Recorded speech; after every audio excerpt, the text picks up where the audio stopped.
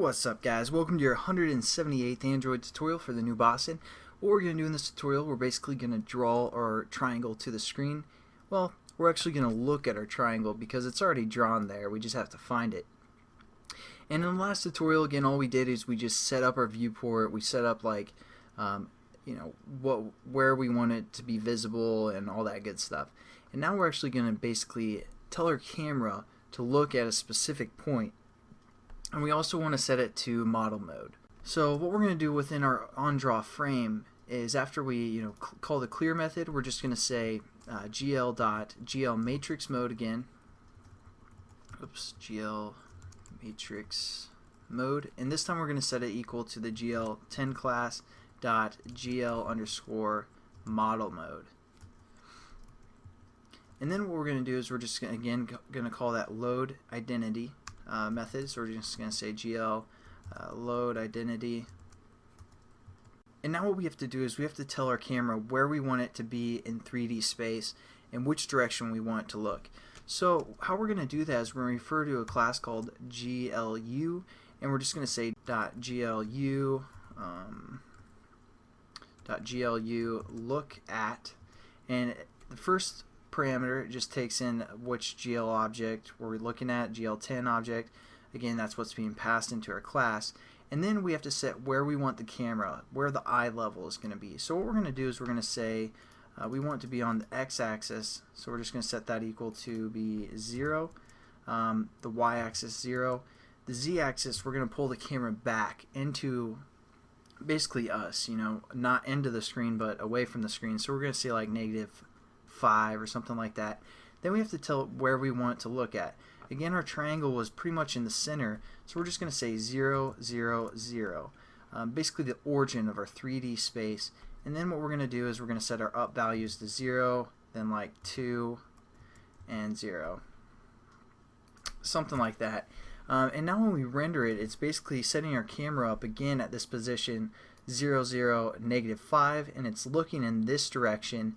And that's how we kind of set it up, and then we're going to draw our triangle. So let's make sure it works real quickly. So as you can see, it kind of looks a little bit off, but that's fine for now. And I kind of wanted to just show you guys that example because we set up our frustum a little bit differently than we should. Right here we've kind of skewed our bottom and our top a little bit. So just to change that, we're going to change this to 1. So we have a -1 bottom and a +1 top. And now let's render it and see how that looks. So again, OpenGL, you can kind of render stuff pretty much however you'd like. You can set up the camera, you can set up the perspective that it's at, all that good stuff. And it's pretty pretty impressive. And there we go, we have a better rendered triangle where it's not kind of skewed and it's not up higher, it's kind of more balanced in the center. So there we go, it looks a little bit better. So I'd recommend you guys just playing around with some of the values that we set up and see if you can get looking the way that you want. Again, we can move our let's say we want to move our z value back to -10. That'll kind of look like it's scaled down, or we're further away.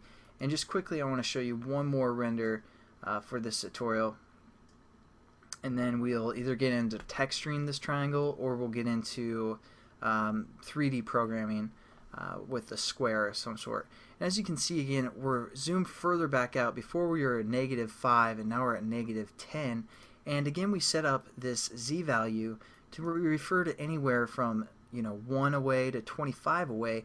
So if we went up to like -24, or even let's go -30, it won't even appear on our screen. And as you can see, when we're at -30, it's not even appearing on our screen because that's of the frustum that we set up. We only had it within 25 away. So if we did something more like -23, it's going to be really small, but at least we can still see it. But if we move further than that frustum value that we set up in our z direction, z far, then it's not going to render if we go further than that distance. So there's a little bit more explanation on the frustum, and see that now we can still see the triangle is far away, but if it goes any further back, or actually it could probably go 1 further back, but If it goes further than that, it's just going to not even render that triangle, and we aren't going to worry about it. So that's kind of what the frustum did that we set up in the last tutorial. Again, we're just setting our camera here so we can even change perspectives, you know, like moving up 5 as well or something like that. Again, I just play around with the values, get comfortable with these commands and these methods that we set up, and try and render it the way that you'd like. But we'll get into some more methods, what we can do, how we can like rotate around this object and all that good stuff. As for now, we're probably done, and we're going to start building our cube, I'm guessing. So I'll see you guys then. Have a good one.